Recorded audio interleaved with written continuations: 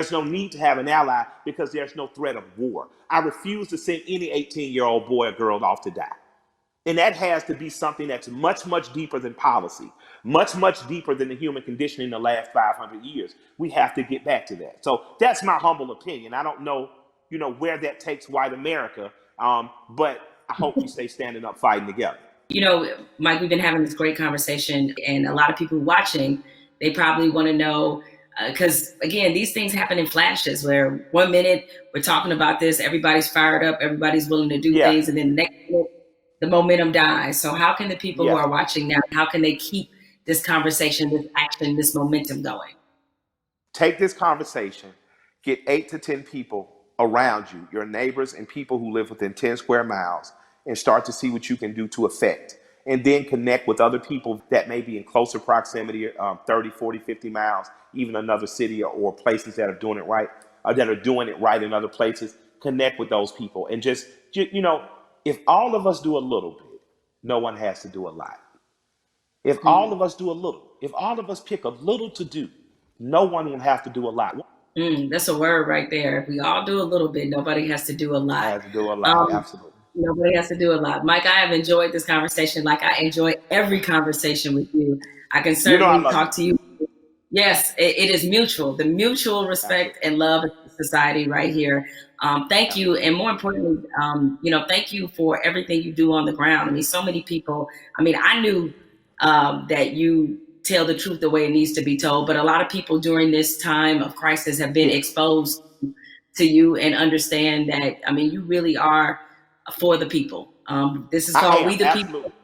This is you all day long. So thank you for all the work and all the inspiration, all the words, everything that you're adding to this conversation, and more importantly, to this action.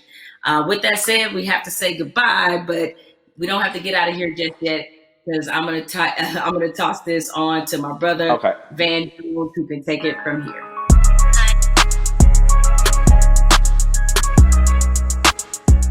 Jamel and I, we spent the past hour, we've been talking to Killer Mike, we've been talking to Elaine Welteroth. We also got a chance to see that amazing video from Lil Baby. Jamel, what did you get from your conversation with Killer Mike? And more importantly to me, what do you make of this moment that we're in? The one thing you can always expect from Killer Mike is blunt honesty. I think that's why a lot of people look at him as a really credible voice right now. He's honest about what he knows and honest about what he doesn't know. So I think when you have those elements, that's going to always make for a pretty good conversation. I'm with you. This moment at the same time is welcome. It's also a little bit surreal in terms of what took us so long to get here, to make sure that we're not always starting from ground zero every time we have to have a significant conversation about race in this country. Why do you think it's different this time? Because there have been videos before, and yet people still now act like they're shocked. Help me understand what's different this time from your point of view. What's your theory? It's two things that I think stood out about the George Floyd video. One, there was no yeah, but. And granted, in my mind, we've seen videos where there was no yeah, but people nevertheless invented a yeah, but. But in this one, there really wasn't one, even if you were Stretch Armstrong trying to stretch and find one, there just wasn't one.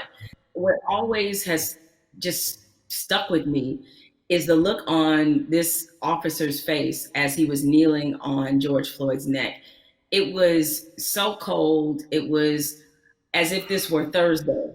And he showed such little emotion, remorse, any emotion you want to name. He didn't show any of that as he killed a man in the middle of the street with bystanders looking on. So I think that situation, coupled with the fact we had already been reeling from Ahmaud Arbery, we had already been reeling from Breonna Taylor. And even though the situation wasn't fatal, there was definitely a storm of frustration at what happened with Christian Cooper. So this all together leads us to this moment where finally, even the most adamant naysayers who wanted to pretend as if this wasn't a structural problem, what could they say? There was nothing else that could be said. And I think everybody who was already fed up decided now is the moment, now is the time. The world has slowed down because of COVID-19. If we are going to address this, this needs to happen now.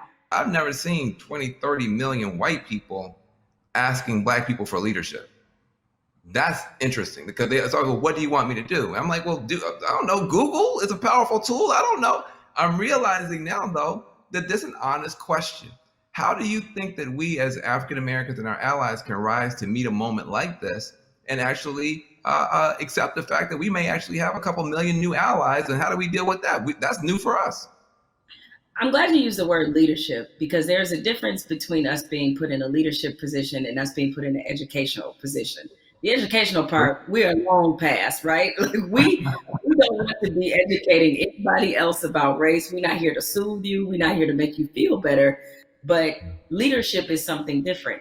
And it looks different depending on how you want us to take that leadership. Certainly, we are accustomed to being a voice on these issues. We're accustomed to setting the agenda. It's fine if we continue to lead in that direction. I think what we're looking for is, if this were, a relay race, we want to pass the baton, and we want you to be able to say, okay, here's what we've been feeling about this issue. Here's what needs to happen to change it.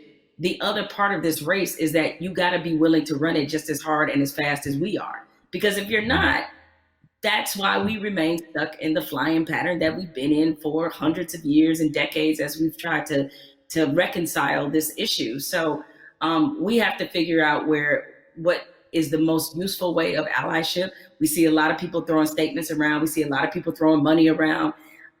We need that to be a focused effort, and more importantly, to be vocal about it. I can't take any more double-sidedness. There can be no more other-siderisms, if I may make up a word, meaning that you give over here and you're a company that is like, yeah, Black Lives Matter, except for in my boardroom where they don't, or except for in my organizational chart where they don't. So I'm done with that, right? That's great. Charity's great. Charity doesn't change structural racism, right? What changes it is when you actively look in your building and ask, why aren't there more Black people in this building, in this boardroom, in this C-suite? So the allies that we have, what you can do, change the structure and cultures of your companies, of your businesses, of wherever it is you have influence. Start there. The thing I try to tell people is, it puts us in a no-win situation. I want our white sisters and brothers to be better educated and to care more, but I don't want to have to bear the burden of trying to teach and educate all the time. The reason you pay tuition is because it's costly to educate someone. You coming up to me and saying, educate me, that's costly to me emotionally and from a time point of view. Also, I think we have to be very honest. Nobody would go up to somebody and say, teach me Russian in 5 minutes. And by the way, make me feel good about it. But I mean, you wait, hold on a second. Like, you want me to teach you about racism, which is the history of race in America is just as complicated as Russian. And you want me to teach you that in 5 minutes. And also, if I make you feel bad about it in any way, now I got to be your therapist too. And like you said, soothe you or whatever. That's got to stop. I would love for somebody to come to me and say, I made my whole family watch the 13th and read The New Jim Crow and read White Fragility. And we had a question on page 52. Now, hey, we can have that conversation all day long because you're doing your homework, but don't flop on me like you never heard of Google. If you wanted to know about cryptocurrencies or whatever, you find that stuff out before any Black person ever heard of it. So I'm sure you can educate yourself about anything you want to know. I have to say something to you because I've never gotten a chance to talk to you. I feel like I know you because I'm such a big, mad, crazy Stan and fan. But I love you to death.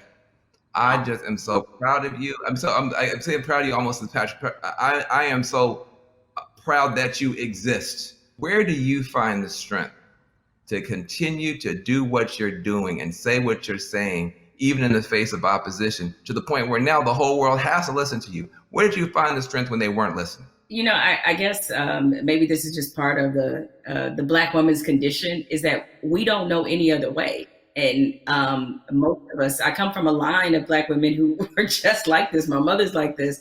My grandmother was like this, where it's the old phrase we've all used as Black people, making a way out of no way. And scream until they hear you. You know what I'm saying? Is that because the opposite, to do the opposite of that is that I can't even afford to do that. I don't know any other mode but to fight for what's right, but to try to stand on the right side of history, but to speak for people who don't have a voice or a platform as large as mine because somebody did it for me. What advice do you have for people who want to have these conversations, maybe not as well spoken, not as well read as you might be, but who really are sincere and want to have a conversation? I think you have to start from a point of honesty and being real about what some of your beliefs, prejudice, biases are, where they come from, why you learned them. I think if you take anything else beyond race, as we get older, we do a whole lot of unlearning. Young folks, when you get to like your 30s, you do a whole lot of that, right? But my advice is to always start from the point of truth and honesty and self-awareness. And you'd be surprised what you can get accomplished just by digging into those things. I mean, if you know you come from a racist background, or if you come from where race was talking about a certain way, be honest about what those conversations were and what they taught you. And ask yourself, is this the kind of person that you really want to be? Yeah, I feel like there's a 21st century mindset and a 21st century skill set that, everybody's going to need a mindset of empathy. I mean, we're going to be dealing with people, every color, flavor, every kind of human being ever born. We all have to deal with each other now because of the internet, because of just the world economy. You're going to be competing against people in China and Nigeria. That's just the world. So you have to have a mindset of empathy to really try to understand where people are coming from. You have to have a skill set of listening. If you understand this conversation, you can talk to Black folk and brown folk and Muslims, everybody else. So we're trying to confer a benefit to you. We're trying to make you better. It'll make my life better, but it'll make your life better too. Now, what charity are you supporting? Well, as some people can maybe see my T-shirt, it says support Black journalists, right? The lack of still Black journalists in most newsrooms is pretty appalling.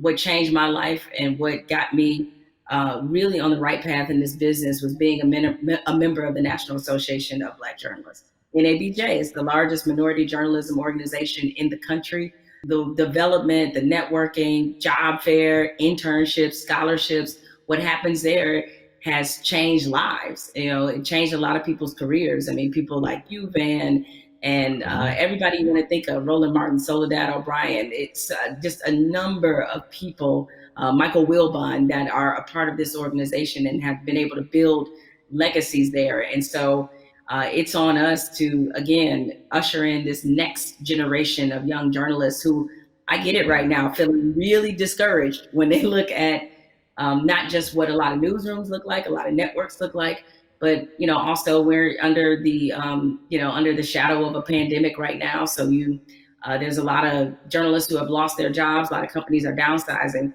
They need a reason to believe and to be in this business. And so NABJ has done so much for my career and continues to do that for others. So that's the charity that I support and the organization that has changed my life and that of many others. Well, listen, I second that, third that, and fourth that. NABJ is a beautiful organization. I've got groups I want to support as well. But what I want to say to you is just thank you for your light, for your leadership, for your courage, for your entrepreneurship, for your T-shirts and all that type of stuff. Make sure to support the sister businesses, and let's keep this conversation going. Much love to you. Thank you, Van. This is a pleasure. I got good news for you. I got bad news for you. The good news is that people are activating all around the world, all across the planet for change. That is a powerful moment. Here's the bad news. Unfortunately, this is not a one answer fixes everything situation. We're talking about systemic problems, which means it's not just one law or one person. You need 360 degrees of change to shift to get the outcome that's right. But we can get there if we keep talking, if we keep working, if we keep building. And if we do that, we can reshape America. That can be done. It's been done in the past. We can move the whole world in a better direction. So I hope that your cell phone right now is full of screenshots of these tools that we've been trying to give you to continue taking action from this virtual town hall. When the stream ends, the conversation should not end. We got